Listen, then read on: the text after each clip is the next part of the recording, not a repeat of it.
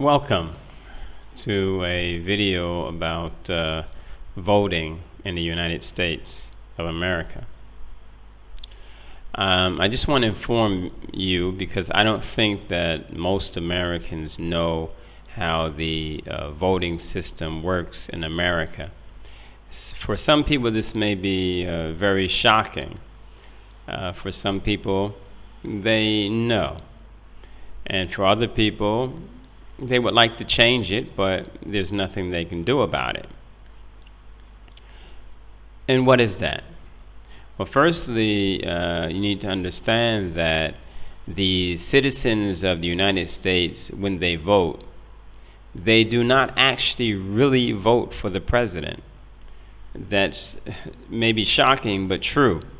That when you vote, you do not really vote for the President of the United States. At the most, you may influence the vote for the presidency by your vote. Let me explain that in a little more detail. When you go to the polls, when you go to the booth to vote, what that is actually called the popular vote. All right, and it's done per state. So let's say in New Jersey, for instance, after we vote, then whoever won that particular state is called the popular vote. All right, what happens after that? Well, you need to understand that there is a thing called the Electoral College.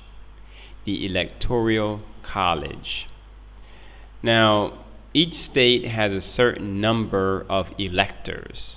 All right, a person that will make a vote in representation of their state, he is called an elector. And so each state has a certain amount of electors, and the amount of electors equal the amount of representatives that that particular state has in the government. New Jersey, for instance, has 14 electors. All right, so what happens if, for instance, New Jersey voted for a particular candidate and that person won, that candidate won, then it is expected that the electors of our particular state would vote for the candidate that we want, is expected. All right, but it's not against the law for them to vote for a different candidate. It's not against the law because in some cases the electors are loyal to their party. If their party is Republican, then regardless of the one that we chose, they're going to choose the Republican candidate. All right, so and another strange thing that is we don't know who these electors are, and we don't choose them. The citizens of the United States do not choose these electors. So, who they vote for, who they are, and who chose them, these are quite often mysteries by most citizens. Of course, when the vote is given, we know the results, but many people think that those are the results of the votes that they have made as citizens. No, those are the results of the votes of the electors of their particular state. So it's possible that, in fact, when you add up all of the votes all throughout the country, it's possible for the popular vote to have chosen one person for president, but they will lose because that person lost the electoral votes. He lost, that way. All right, so if a person has at least 270 electoral votes, then that process will kick in, that whoever wins the most electoral votes, they become the president. So it's not based on the votes of the people, except that the votes of the people is called the popular vote, and it's supposed to influence their electors of their state to elect, to vote for the candidate that they want. All right, and it's a winner take all, except in 2 states. All right, in all of the other states, there's a winner takes all, meaning if there are 14 electors representing New Jersey, the person that won New Jersey gets all of the 14 votes from those electors, and the one that lost gets 0. So you can see how it makes a big difference who won or lost, whether he won the state by 1 vote, 2 votes, 3 votes, whatever. If he won the state, then he wins all of the votes, all of the electoral votes for that state. So you can see how it makes a big difference winning, no matter how small a margin or not. And if it's a big state like California, then there are 55 electoral votes. So most of the people who are running for president will concentrate on winning the states that have the most electoral votes. All right, and the ones that don't have that many, like Alaska, then they're not really that worried. But if it's a close race, then it may be important, okay? But for the most part, they're going to concentrate on the states that have the most electoral votes. All right, now let me give you an example of how a person could win the popular vote, but at the same time lose the election. Meaning, if they won the popular vote, what does that mean? That means that the majority of the American people, the public, the citizens, want that person. But he loses. The majority of the people want him, but he loses because he lost in the electoral race, the electoral votes. He got less, and the other person got more. So the people want him, but he still lost. That is definitely possible. So let me explain how that is possible.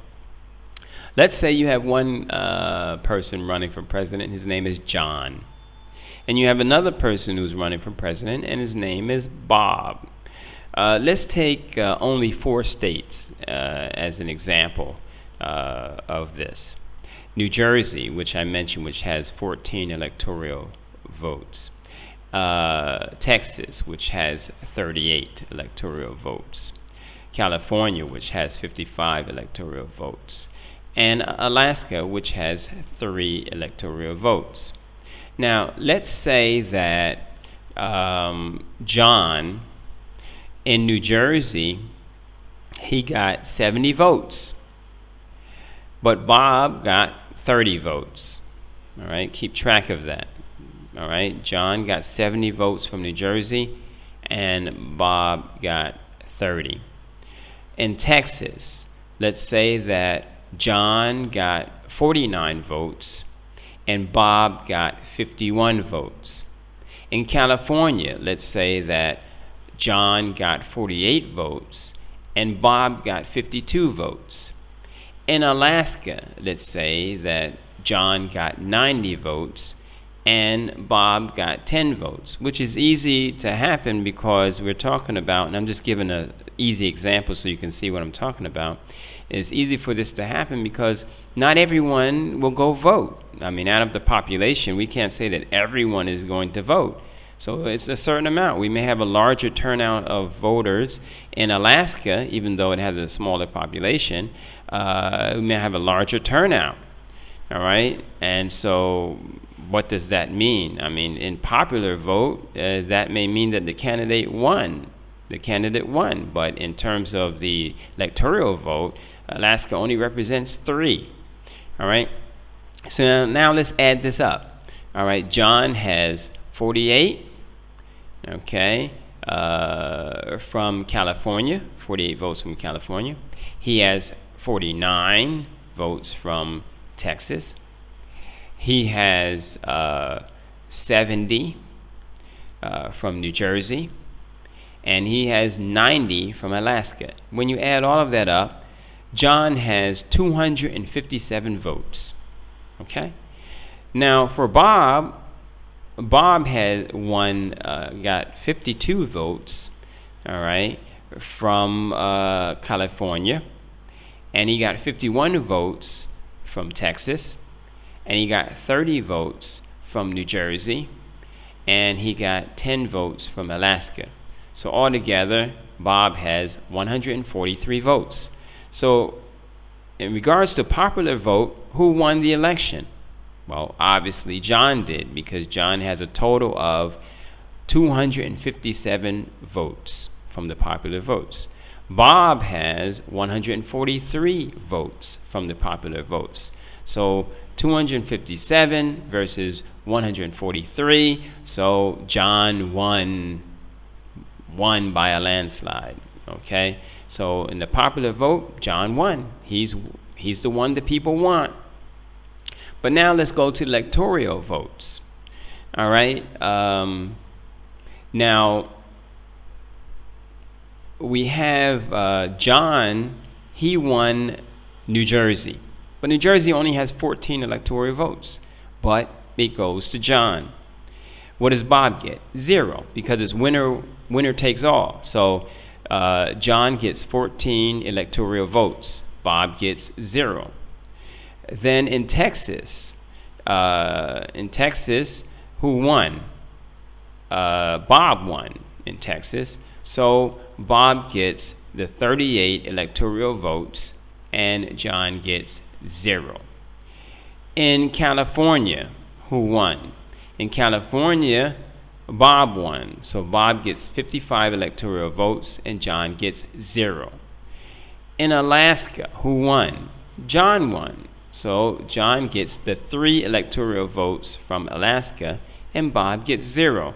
So when you add that up in electoral votes, then Bob has 93 electoral votes, and John only has 17 electoral votes, because he won the states that only had a small amount of electoral votes. He didn't win the states that have a larger amount. And keep in mind that the amount of electoral votes is not directly proportional to the population. All right, you have one state that has, I think it was like, 2 or 3 electoral votes. Okay, but then another state that has 3 times the population, they only have 6. So it's not directly proportional. All right, it's not directly proportional to the population. It's represented by how many representatives they have in the government. All right, which is not directly exactly proportional to the population. So some people believe that this is very unfair. Now, of course, a lot of the politicians try to attract the people to vote for them, because they want to influence the electoral votes. They want to influence the electors. All right. Some electors, like I said, are loyal to their party, Republican Party or Democratic Party, such as California is known to be a Republican state, and Texas is known to be a Democratic state. So some of the electors are loyal to their state. So those who are going for president, running in a certain party, they feel like guaranteed, like they, that they have a certain state in their pocket, for instance. Okay, so that was just a little lesson on how the voting system works in the United States. So wake up and just be aware how it works. Okay, so you may vote for a candidate, and they may win by popular vote, but they may lose by electoral votes. So it is the electors that actually choose the presidents of the United States. And there are certain presidents that lost by popular vote, but won by electoral votes. And George Bush was one of them, just for those who want to know. Have a good day, and thank you for watching.